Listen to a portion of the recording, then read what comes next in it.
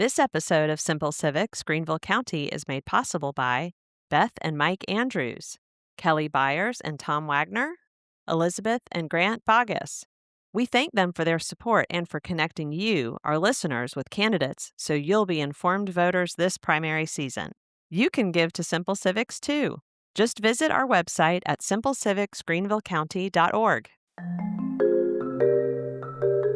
On Tuesday, June 9th, South Carolina holds its statewide primary elections. I'm Katie Smith with Greater Good Greenville, and over the next several weeks, we are pleased to bring you interviews with most of the candidates in contested races that are in Greenville County. Today, we feature candidates for the Democratic primary for South Carolina House of Representatives District 24, an area that includes Augusta Street, Gower, and Malden.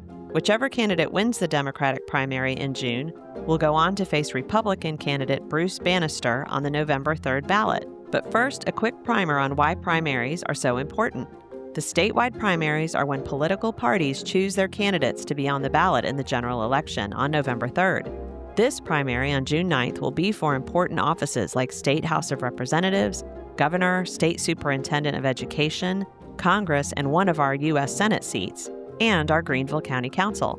Some of these primary races will determine the winner in November because no one from a different party has filed to run, meaning that practically speaking, the June 9th primary is the election. In South Carolina, we don't register to vote by party and all primaries are open, meaning you're free to vote in either the Republican or Democratic primary ballot. Of course, there are other parties, but they don't have a primary in our state. We did an episode that explains how all this works, and we'll link it in the show notes for you. If you want to see which district you live in and who will be on your ballot, you can check out the links on the episode page for a sample ballot from the South Carolina Election Commission. All of the details on how these interviews worked are at the end of the episode and in the show notes. But in short, know that each candidate had the same 3 questions and 10 timed minutes to respond. To find links to each candidate's campaign information, please check the show notes. For this episode, we are joined by Democratic primary candidates Caroline Avinger and Justin Sanders. First up alphabetically is Caroline Avinger. I'm pleased to be joined by Caroline Avinger, who is running for House District 24 in the Democratic primary. Thanks for being here, Caroline. Thank you so much for having me. Tell us about yourself and why you're running for office. Well, I am a lifelong South Carolinian. I grew up in Sumter, and I've lived in Greenville for more than 25 years. And I've been married for more than 25 years to Malden Avinger, who is a Clemson graduate and a fellow small business owner. We have 2 daughters, one who is at the University of South Carolina as an undergraduate, and one who is a Clemson graduate herself, who is now at USC School of Law. So depending on the game, we bleed orange and garnet, sometimes in the same weekend. Because I don't have a dog in that fight, it means I've also had plenty of practice listening to both sides and keeping the peace. I am the oldest of 5. My mom was a stay-at-home mom. My dad was in furniture manufacturing, and he was a Marine and a graduate of Davidson College. So integrity, faith, family, and education were paramount. In fact, they were, in effect, the creed he lived by. And when he and my mom raised my brothers and my sisters and me, that is what they raised us to believe in. My own experience at Davidson College, where the honor code is really the foundation of everything we did there, has really shaped who I am today, and it influences the kind of leadership that I will bring to Columbia. My belief in education is what led me to be a public school teacher, and I taught in both Greenville County and Spartanburg County. So when we talk about education issues, they are not abstract to me. Today, I am a small business owner. I lead Clear Story Consulting, where I help professionals and organizations strengthen leadership and communication. I'm passionate about helping others find and use their voices, especially based on my own experience. I grew up painfully shy, and I was terrified of speaking up, even to the point that I didn't like saying, here when they called the roll. And that really filtered into my life as I was growing up. So now it's important to me that I help people when they are afraid to speak up and speak out. And it's what I want to help my constituents with, speaking for them when they can't, and then listening to them when they do speak out. And that's another reason why I'm running, because I feel like so many of my neighbors feel unheard. And it's why I'm running an active campaign ahead of the primary, knocking on doors, meeting voters, listening to the concerns of my neighbors, and at the same time expanding my understanding of what the voters in this district are looking for in representation. I don't believe anyone should appear at the last minute and ask for trust. I think it's built through showing up. Listening to my neighbors, I also hear that they feel like decisions are being made for them, not with them. And after years of frustration with the performative politics and the detached representation that they believe they have had, I wanted to do something about it. I wanted to show up and listen to them. Thank you. What do you believe are the biggest issues facing your constituents?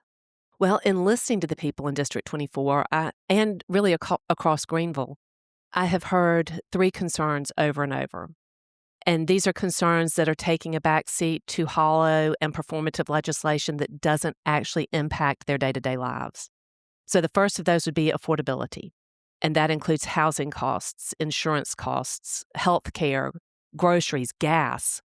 And people, they're working hard, but they still feel like they're falling behind when they go to the grocery store or to the gas pump, and the prices just keep ticking upward. Second is education. Families want strong public schools. They want the teachers there want respect and support, and parents want their children to really feel prepared for the real world. And then finally, trust in government, because so many people feel disconnected from the decisions being made in Columbia. They want representatives who listen, who communicate clearly, and are present in the district. And at this level of government, with representatives who actually live and work in the communities that they serve, that should be a non-negotiable. And while those issues may sound separate, they are inextricably connected. And when leadership is distracted by political theater, everyday problems go unsolved. Thank you. What would be your priorities if elected?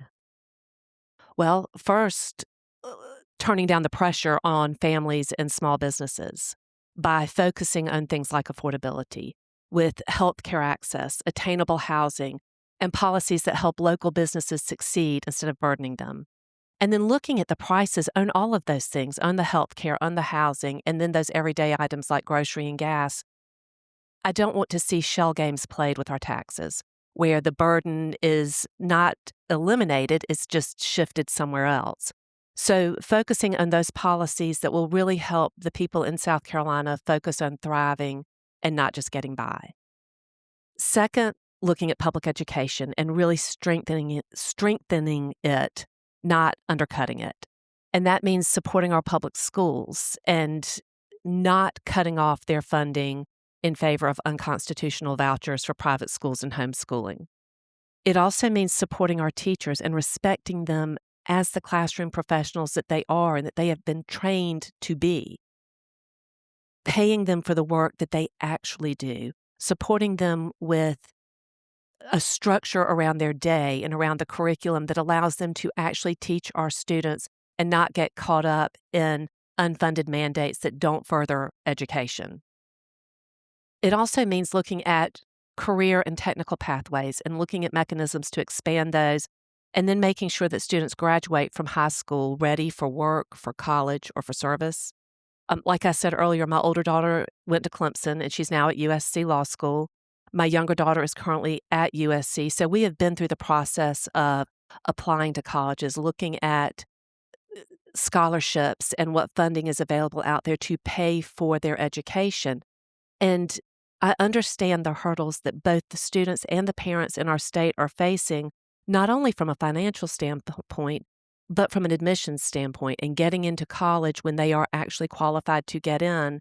And so looking at public education doesn't just stop at K through 12. It means looking at our public universities and colleges and supporting them in a way that they are continuing to be accessible to our students in South Carolina. And then finally, going back to my priorities, being a truly active representative. And that means showing up, holding town halls, returning phone calls, listening to people before they vote, or before we vote in the legislature, rather, explaining votes after them. I see a few representatives and senators out there on social media who are actively doing that, who are explaining the nuances and anything that might seem unclear when you're reading it as someone who's not in that environment and doesn't understand that language, putting it in words that everyone can understand so they know what is actually happening at the state level that is affecting them throughout every facet of their lives. Representation should not just disappear between elections. Everything that is going on in the State House between elections is directly affecting every person in this state in one way or another. And communicating those effects to them and explaining the reasoning and the mindset behind them, I think, is very important to furthering transparency and accessibility and accountability in our representation. This district deserves that kind of representation that is present, that is practical, and is accountable. And that's what I intend to provide. And I want the people in District 24, in Greenville County, and in South Carolina to know that they have someone who, when they get to Columbia, will be working for them every day. Thank you. We have a little bit more time. Is there anything else you'd like to share with listeners? Well, I just really want to encourage people to take the time to educate themselves on who the candidates are, what their platforms are, what their policies are, and then remember that we do have a primary on June 9th and that there is early and absentee voting. You know, that first week or so in June, everyone's leaving town on vacation.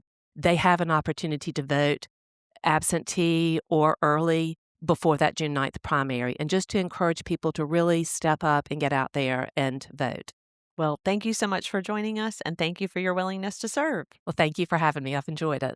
Next up is Justin Sanders. I'm pleased to be joined by Justin Sanders, who is running for South Carolina House District 24 in the Democratic primary. Thanks so much for joining me, Justin. Thank you for having me. Great. Well, tell us about yourself and why you're running for office. Well, I have always been political, in my adult life, I should say. Being born and raised in Greenville, opportunity was hard to come by with my background, my particular background. And it was shaped from my experiences in the military, my experiences in the public school system, my experiences with teaching, and what I want to do is bring people to politics. So in economics, we have this saying, you want to lower the barrier of entry. So I think about politics constantly. It's what I do. The average American, they say, spends about 4 minutes a week on politics. I spend about 4 minutes every 5 minutes on politics. I'm just constantly driven by the ideas of what we can do. As a historian, I was a history teacher. I read the Constitution and the preamble, and it says, "We the people." And I want that to be our marker for understanding and moving forward in society. And the reason that's so important to me is because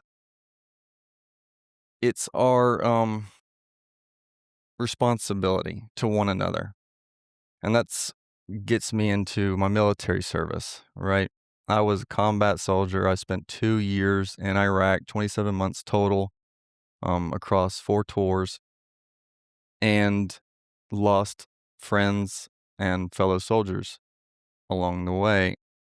I have a bit of a survivor's guilt complex, and continually ask myself, what are we doing? And I look out and I see pain and I see struggle, and I have a lot of ideas that can address that.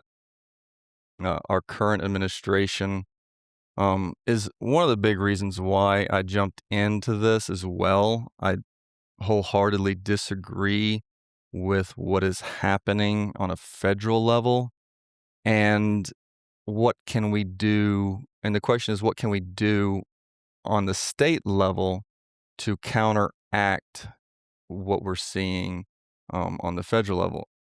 And what I want to do is is get into redistricting laws, because the state manages voting rights. And so building the voter base, building the voter, what's the word I'm looking for? Participation, will encourage lawmakers to serve the society better, make policy that works for everybody, and instead of just the elites, which we do seem to have been moving towards in our society economically and unfortunately socially. So being here now at this time, it's an inflection point. And because of my background, because of my knowledge, I just feel that it's um, something that I can do to help move the needle forward. I was thinking about a question that came up last election cycle, um, that kind of gets to the heart of this particular question, why I'm doing this. And the question was, what makes you uniquely qualified for this position? And I thought about that a lot. The real requirements to run for State House of Representatives is to be 21 and to um, be a resident of the district at the time of filing. That is it. There are no real qualifications other than that. But people want somebody that knows what they're doing up there and that they can trust. So the three words that I was able to come to an answer is my empathy, my incentives, and my energy. I care for people. I care for myself. I see children that come to school without and have to manage and learn. I worked in Title I schools, and so I worked with underprivileged populations for a lot of the time. And I've traveled the world. I've seen poverty that is just outside of our observation here in South Carolina. But we have people that are hurting, and it is the role of government to help them. It's better for society. And so having that empathy pushes me towards this. And the incentives, I don't care about my ego and I don't care about money. I just want to help people. So I don't have a business. I don't have anything that's gonna make me need to be in politics and need to rub shoulders with everybody that's down there. And so along with my empathy and my age, I'm 42, I'm just old enough to know what life is about, but then still young enough to have the energy to build connections, build networks, build collaboration with other uh, lawmakers to get these ideas, my ideas, to fruition. Thank you. What do you believe are the biggest issues facing constituents? Biggest issues are going to be identity politics, which makes it impossible for us to talk. You're a Republican, I'm a Democrat. I'm a Republican, you're a Democrat, and the conversation stops. We have to be able to have a conversation about the policy and how we're going to get initiatives moving that help people. Right now, with just 26% of the legislature, Democrats really are unable to do anything that they would like to see happen. So we need to get rid of identity politics, get better ideas, get candidates that are willing to talk to one another and cross the aisle to help citizens. And so redistricting is the way to do that, because gerrymandering is what is giving rise to identity politics and giving it the fuel to the fire that's just pushing us further and further apart. Thank you. What would be your priorities if elected?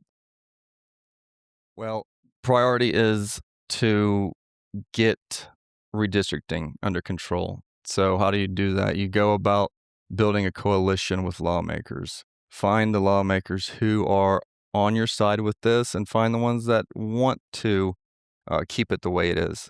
Find out why they want to keep it the way that it is, and then reach out to their voters and get them to understand that redistricting is vital to the health of our government. There's a lot of ideas to make that happen.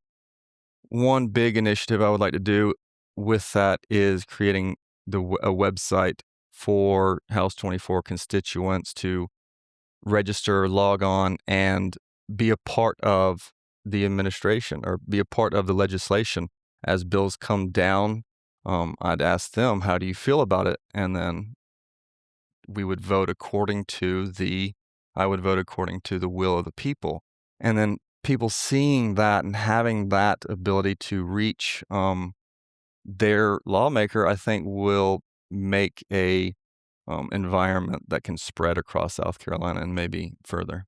Well, thank you so much for joining us, and thank you so much for your willingness to serve. Absolutely. Thank you for having me. Thanks for listening to the candidates. Here is more detail on our process. All candidates received the same 3 questions at the time of their invitation to join us shortly after the filing period closed, and they were given 10 timed minutes for their interview. Candidates were allowed to bring along a companion, such as a campaign manager, family member, or friend, and to record our session themselves. There were no edits made to the interviews. We've put links to the participating candidates' preferred internet presence on the episode page. Hi, Simple Civics Greenville County listeners, Nathaniel here. If you've made it this far, then we think you'll really love our newsletter. Sign up for bonus content, updates, and more right in your inbox. Look for the link in the description that says newsletter to sign up, or visit us at simplecivicsgreenvillecounty.org. Find the link in the menu that says newsletter and sign up there.